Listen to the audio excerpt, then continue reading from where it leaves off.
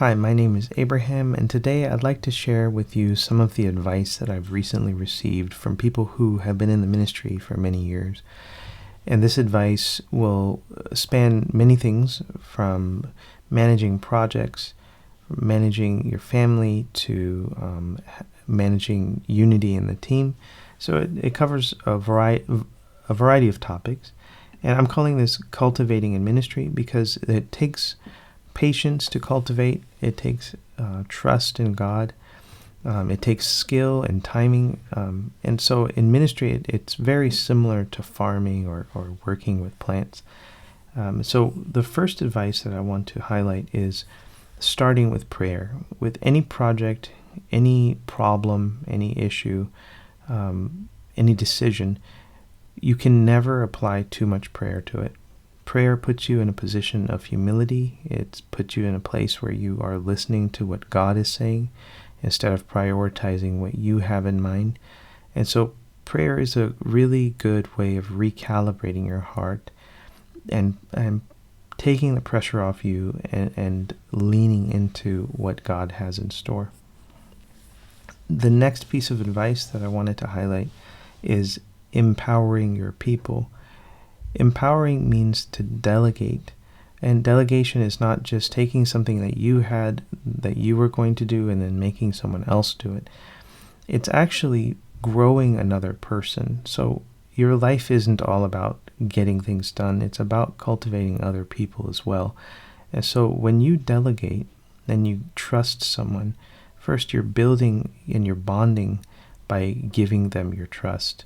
Next, you're also giving them a chance to explore the gifts that God has placed in their lives, and they get to discover that. You also give them the opportunity to learn from making mistakes, and it puts you in a place of humility. What if they do a better job than you?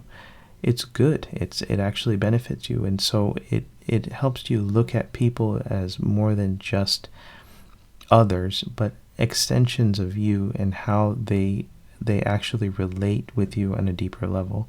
So empowering people and delegating is a really effective way of growing your ministry, but also growing yourself and growing others. Celebrating strengths. This particular advice, it was given to me and it was worded this way. It says, you get more of what you praise, or you get more of what you celebrate. Celebrating other people's strengths, affirming the good things that they do, those kind of actions by you will naturally multiply those traits in others. This is just like this analogy that I was given it's just like a house plant. Oftentimes plants that are grown indoors or even outside, they'll grow towards where the sun is. In the same way, people tend to grow towards what you've noticed in them as good, the things that you've affirmed and praised in them. So people grow towards praise. And then fostering unity. This one comes as a dichotomy. It's a proactive fostering of unity and then a reactive fostering of unity. Proactive is you share vision early and you actually give people the opportunity to take ownership of the vision. So when I say share vision, I'm not meaning that you tell other people what your vision is.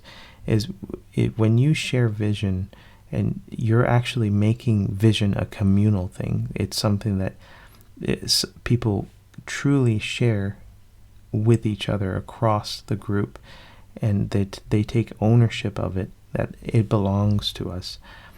And when you foster unity in this way, it can prevent a lot of disunity.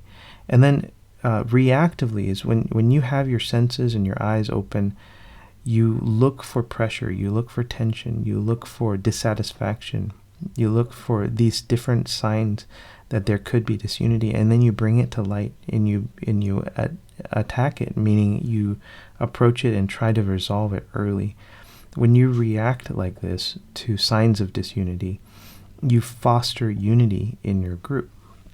And it gives you an opportunity to maintain a cohesiveness in the ministry that you do. Prioritizing family is essential because in Scripture it says, a man of God should have his house in order. And so when you're working in ministry, it's important that you're not your job isn't to do ministry for God first. It's prioritizing your family. You've been given a spouse, you've been given children. These are people that come first, and God expects you to have your home in order and to share the gospel even in your home first. Speaking clearly is really essential. This is advice that I received from someone who works cross-culturally. And for them, it's essential to scaffold things, repeat things, and then really think about the words that you use when you speak, so that you can really believe that people from all different cultures and backgrounds are able to understand you. And then finding constant balance is one of my favorite pieces of advice, is that it's easy to rest in extremes. It's easy to be extremely liberal. It's easy to be extremely conservative or legalistic. But finding balance is where the work is. And finding balance can actually make you feel alive, because you have to progress towards it all the time. And so, yeah, that's been the advice that I've recently received. I hope it's been quite helpful.